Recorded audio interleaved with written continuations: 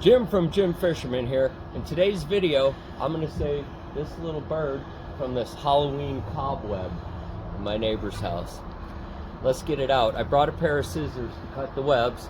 I'm going to be real gentle on the bird. Oh, it's really wrapped in there.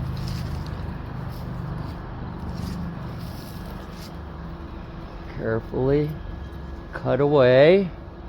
Don't cut the bird.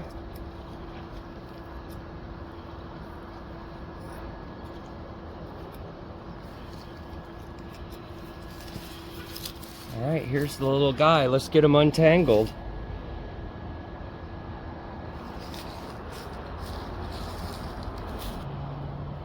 He's really wrapped up in here.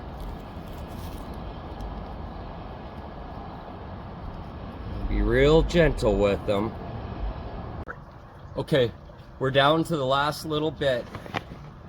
Boy, his legs are like toothpicks.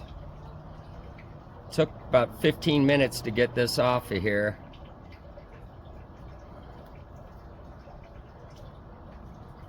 There he goes.